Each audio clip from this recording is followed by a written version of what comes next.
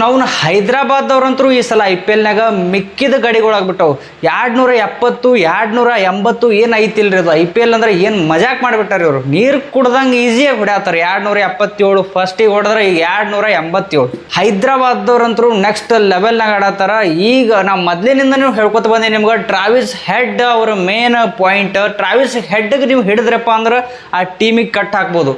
Travis head loose ಬಿಟ್ರಪ್ಪ ಅಂದ್ರೆ Travis head ಒಂಥರ ಹುಚ್ಚು ಹಿಡ್ದಿದ್ದ ಒಂದು ಹುಲಿಗತ್ತೆ ಅವ.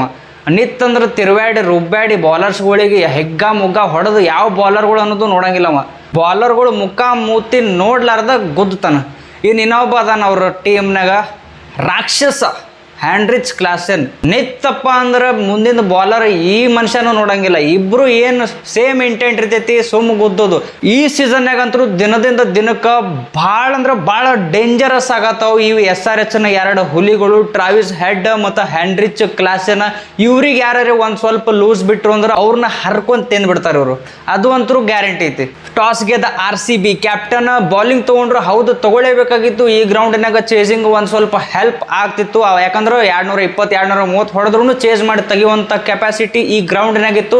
ಆ ಪ್ಲೇಯರ್ಸ್ನಾಗೂ ಇತ್ತು. ಇವತ್ತು ಫಸ್ಟ್ ಬ್ಯಾಟಿಂಗ್ ಬಂದಿದ್ದ ಅಭಿಷೇಕ್ ಶರ್ಮಾ ಮತ್ತು ಟ್ರಾವಿಸ್ ಹೆಡ್ ಮತ್ತು ಅಭಿಷೇಕ್ ಶರ್ಮಾ ಅವ್ರದ್ದು ಒಂದು ಸ್ವಲ್ಪ ಚಲೋನೆ ಪವರ್ ಪ್ಲೇ ಆಯಿತು. ಅಭಿಷೇಕ್ ಶರ್ಮಾ ಅವ್ರ ವಿಕೆಟ್ ಆದ್ಮ್ಯಾಗ ಸೀದಾ ದೈತ್ಯ ರಾಕ್ಷಸ ಹ್ಯಾಂಡ್ರಿಚ್ ಕ್ಲಾಸೆನ್ ಅವರಿಗೆ ಗ್ರೌಂಡಿಗೆ ಇಳಿಸಿದ್ರು. ಇಂಟೆಂಟ್ ಕ್ಲಿಯರ್ ಇತ್ತು. ಏನಂದ್ರೆ ದಿಕ್ಕಾಪಾಲ್ ಮಾಡ್ಬೇಕು ಅನ್ನೋದಿತ್ತು ಅವ್ರಿಗೆ. RCB ಬಾಲರ್ಸ್ಗಳಿಗೆ ದಿಕ್ಕಾಪಾಲ್ ಆಗೋದ್ರು. RCB ಬಾಲರ್ಗಳು ಫಸ್ಟಿಗೆ ಏನು ಸ್ಟಾರ್ಟ್ ಮಾಡಿದ್ರು ದಂಡಿತನೂ ಹಾಗೆ ಹೊಡೆದ್ರು. ಇನ್ನೂ ಒಂದು ಸ್ವಲ್ಪ ಆ್ಯಡಮ್ ಮರ್ಕ್ರಮ್ ಅವರು ಇನ್ನೊಂದು ಸ್ವಲ್ಪ ಎತ್ತು ಹೊಡೆದಿದ್ರಪ್ಪ ಅಂದ್ರೆ 300 ಪಾರ್ ಆಕಿತ್ತು ಸ್ಕೋರ್. ಇದು ಅಂತೂ 100%. ಇವ್ರು ಪ್ಯಾಟ್ ಕಮಿನ್ಸ್ ಅವ್ರು ಹೇಳ್ತಾರೆ, ಈ ಗ್ರೌಂಡಿನಾಗ ನನಗೆ ಅನ್ಸೋ ಮಟ್ಟಿಗೆ 240 ಪಾರ್ ಸ್ಕೋರ್ ಅತ್ತ.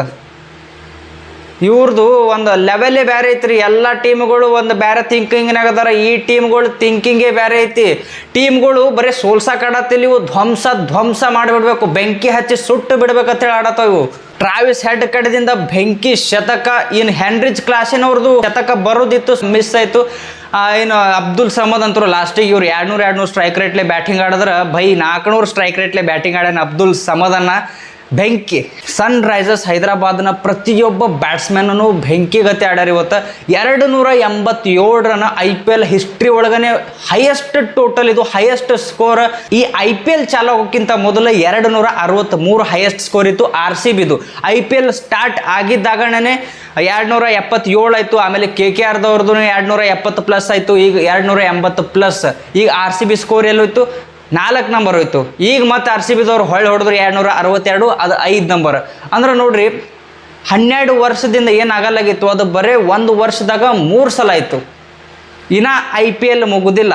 300 ಬಂದ್ರೂ ಈ IPLನಾಗ ಯಾರು ಏನೂ ಆಶ್ಚರ್ಯ ಪಡಬೇಕಾಗಿಲ್ಲ. ಲಾಕಿ ಫರ್ಗ್ಯೂಸನ್ ಅವರು ಈ ಸಲ ಡೆಬ್ಯೂಟ್ ಮಾಡಿದ್ರು. ಅವ್ರ ಜೊತೆ ಸೇರಿ ರೀಸ್ ತೋಪ್ಲಿ ಮತ್ತಿನ ಯಾರ್ಯಾರು ಬಾಲರ್ಗಳು ಅದಾರ. 287 ಆಗೈತೆ ಅಂದ್ರೆ ಮತ್ತೆ ಯಾವ ಬಾಲರ್ಗೆ ಬಿಟ್ಟಿರ್ತಾರೆ. ಎಲ್ಲರಿಗೆ ಹಾಕೊಂಡು ರುಬ್ಬಿದ್ರು.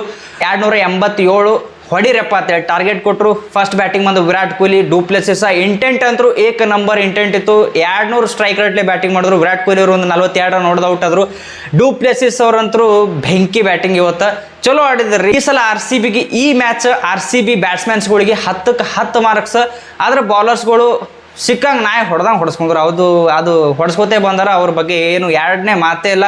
ಇನ್ನು ಸಿರಾಜನ ಒಬ್ಬ ಇದ್ದಿದ್ದಿಲ್ಲ ಅದ್ರೊಳಗೆ. ಸಿರಾಜನ ಮಿಯಾ ಭಾಯ್ ಇದ್ದಂದ್ರೆ ಮಿಯಾ ಭಾಯ್ ಅಂತೇಳಿ 300 ಮ್ಯಾಗ್ ಹೋಗ್ತಿತ್ತು ಸ್ಕೋರ್. ಅದು ಅಂತೂ 100%. ನನಗೆ ಹಾಗೆ ಅನಿಸ್ತೈತೆ. ಸಿರಾಜನ ಇಲ್ಲ, ಅದ್ರ ಸಂಬಂಧ ಏನೋ 300 ತೆಳಗಾಗೈತಿದ್ದು. ಆಮೇಲೆ DK ಭಾಯ್ ಅಂತರೂ DK ಸಾಹೇಬನ್ ಗತೆ ಆಡದ ಇವತ್ತು. ಅವ್ರಿಗೆ 18 ರನ್ 20 ರನ್ ಬೇಕಾಗ್ಯಾವ. ಈ ಕಡೆ ದಿನೇಶ್ ಕಾರ್ತಿಕ್ ಅವರು ಮ್ಯಾಚ್ ಬಿಟ್ಟು ಕೊಡೋಕೆ ತಯಾರಿಲ್ಲ. ಬೆಂಕಿ. ಸೆಲ್ಯೂಟ್ ಅವ್ರಿಗೊಂದು. ಲಾಸ್ಟ್ ತನಕ ಹೋರಾಡಿದ್ರು. ಬೆಂಕಿ ಬ್ಯಾಟಿಂಗ. ಏನು ಶಾಟ್ಗಳು, ಏನು ಸಿಕ್ಸ್ಗಳು. ಮಜಾ ಬಂತು ಮಾತ್ರ ಮ್ಯಾಚ್. ಆದ್ರೂ RCB ಸೋಲ್ತು. ಮ್ಯಾಚ್ ಅಂತರೂ ಪ್ರತಿಯೊಬ್ಬರಿಗೂ ಹಬ್ಬ ಆಗೈತಿದ್ದು. ಯಾಕಂದ್ರೆ ಒಂದು ಇನ್ನಿಂಗ್ಸ್ನಾಗ 287 ಆದ್ರೆ ಇನ್ನೊಂದು ಇನ್ನಿಂಗ್ಸ್ನಾಗ 262. RCB ಬ್ಯಾಟ್ಸ್ಮನ್ಸ್ಗಳಿಗೂ salute. ಎಲ್ಲರೂ ಭಾರಿ ಆಡಿದ್ರು. ವಿಲ್ ಜಾಕ್ಸ್ ಅವರು ರುಬ್ಬಾಡ್ತಿದ್ರು. ಅನ್ಫಾರ್ಚುನೇಟ್ಲಿ ಅವ್ರದ್ದು ಬ್ಯಾಡ್ ಲಕ್ ಇತ್ತು. ಹಂಗೆ ವಿಕೆಟ್ ಆಗಬೇಕಂತೇಳಿ ಬರ್ದಿತ್ತು. ಆದರೂ ಅದನ್ನೇನು ಮಾಡೋಕ್ಕಾಗಲ್ಲ. ಇರಲಿ, ಚಲೋ ಆಡ್ಯಾರ ಎಲ್ಲರೂ. RCB ಈಗ 7 ಮ್ಯಾಚ್ನಾಗ 6 ಮ್ಯಾಚ್ ಸೋತು 1 ಮ್ಯಾಚ್ ಗೆದ್ದೈತಿ.